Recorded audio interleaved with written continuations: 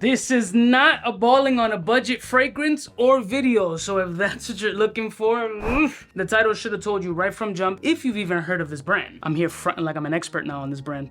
You sit on a throne of lies. So a couple of weeks ago, I got invited to a brand event with Boadicea the Victorious, which I have extraordinarily limited experience with. I've smelled a couple of samples. I own 2 of the fragrances, and that event was specifically for the release of a fragrance called Defender. Now, I checked out the notes before I went to the event, and I'm like, the fragrance sounds right up my alley, but I also wanted to experience the vibe. I get to see a lot of the same people that I see at the events, and amongst all the cocktails that I've sipped on, which were whiskey based, and I made a couple, I got to experience a lot of the fragrances from the brand as they were on display. And bro, if you got some bread, let's roll my music so I can share my thoughts on the new Boadicea the Victorious, the Defender.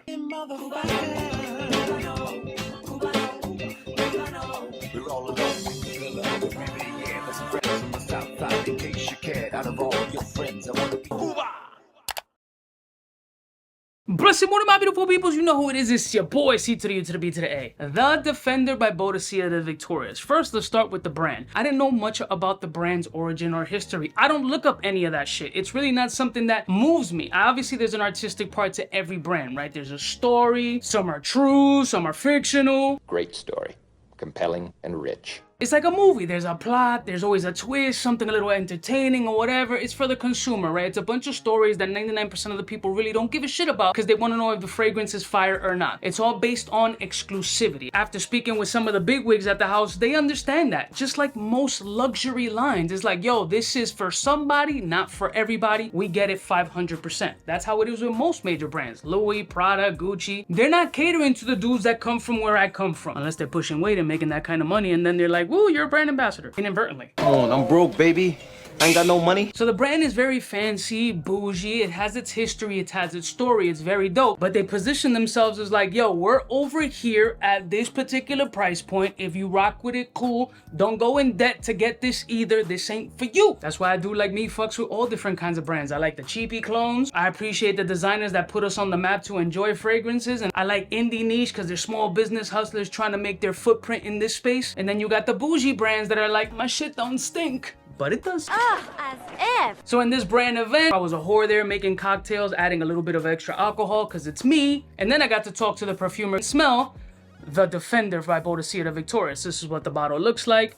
Very clean, very fancy, elegant. It's got that crest-ish style shield in the front. A lot of the Boadicea the Victorious bottles, they all have that round crest. Most of them have different patterns, designs, names, color hues, things of that nature. But let's get into the notes of this fragrance, which I think those who are into the brand might find it interesting. The notes are as follows. So it opens up with ginger, grapefruit, licorice, honey, cognac, and red fruits. Yes! Followed by orange blossom, myrrh resin, night blooming jasmine, and hay. And at the base is musk, leather, red amber, Peru balsam, benzoin tonka, and cistus labdanum. If those don't scream Uncle Cuba, what does? Resinous? Booze? Yes, please. So I had a good minute to chop it up with Camila. We had a great conversation, super smart lady. She's done fragrances for a few brands, and we sat down and she really was interested in my thoughts. Like, we had like a one-on-one convo. I was smelling the raw materials and the aromas, as well as getting the entire vibe of the fragrance, and I was like, this is right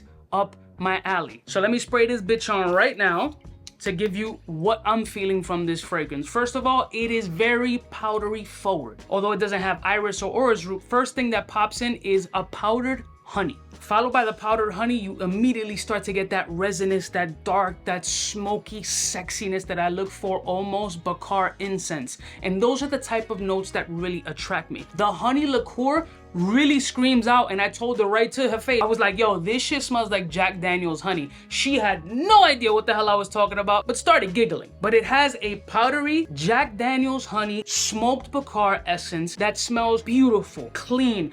Nothing linear about the scent, is ever changing throughout. I started smelling myself 50 fucking times throughout the night, picking up different things here and there, and I was like, yo, this shit is a vibe. When I smell this fragrance, And I've worn it a couple of times already. There's nothing offensive. It's all sexy. It's very cold weather-like. The powderiness really stays throughout. And the boozy energy of this shit is money. It's not overly alcoholic. It's not like a strong, punchy Killian type fragrance, but it's a subtle, like I said, Jack Daniel's honey. It's the best interpretation that I can give you. When the fragrance fully dries down, it becomes extra smoky, still powdery, more honey, slightly stickier, and a little churchy, incensey kind of vibe. If I were to say one thing about this fragrance that was kind of surprising is that it wasn't a performance beast. And I know that's gonna bother a lot of people who got this kind of money. You want some shit to last 6.5 weeks. You might or might not get that shit from this fragrance. On my skin, surprisingly, some fragrances that a lot of people find weak are a little bit more potent, prominent. I can't tell you why the fuck it happens. I don't know my skin DNA or chemistry. I just know that my epidermis really seems to suck shit up, and it does that with this fragrance. This is a fragrance that I have to spray at least 7 or 8 times to really get the type of sillage and performance that I look for in the scent. Now that doesn't seem like a lot of sprays to a lot of over sprayers or crazy sprayers, you know what I'm saying? But for me, that's kind of on the higher end. So it's not a performance beast for me, nor do I remember we talking about it and it being like catered to being a performance beast. But what I can confidently say is that for my taste, this shit is sexy. I love a boozy resinous fragrance, especially for the fall. It just rocks perfect. And I was in leather that night, so the leather was smelling crazy. And to add a little extra sauce to the fucking mix, I got to smell some other bangers that I was like, oh my God, this is what I'm fucking talking about. A couple of those videos coming soon. But overall, I had an amazing time at the event. This for me is 100% a ball sprayer. The only thing is the performance isn't amazing off of my skin. It's powdery throughout. It's honey booze, perfectly done. The myrrh is money. I'm assuming the powdery essence is coming from the jasmine or the orange blossom or a combination of, but it's done money. I think it's a dope scent. I think she did a bang up job. I'm curious to see who else is into the brand of Boadicea the Victorious and which one do they consider like their absolute hits. And I do know a couple people who are fanboys of this house that spend bread, but they really love the scents that they're getting. And there are some absolute fucking gems in this house, bro. I'm so happy that I got to experience all the fragrances that I did. Motherfucker was taking notes like, gray market, let me make a call, There's some 𝗙𝗙𝗂𝗏 fragrances in that house. Let me know, have you tried the Defender, heard of the Defender, or any other of the Boadicea fragrances? Leave it in the comments below. I love y'all motherfuckers from the heart. Don't forget to like, share, and subscribe, and I'll see y'all bitches next time. You know who it is, biggest in the game. Scent of the day. Yeah, I sprayed the balls. Oh yeah, smooches. For the fly gun holder, money folder, motor roller, start tack when it's time to call back.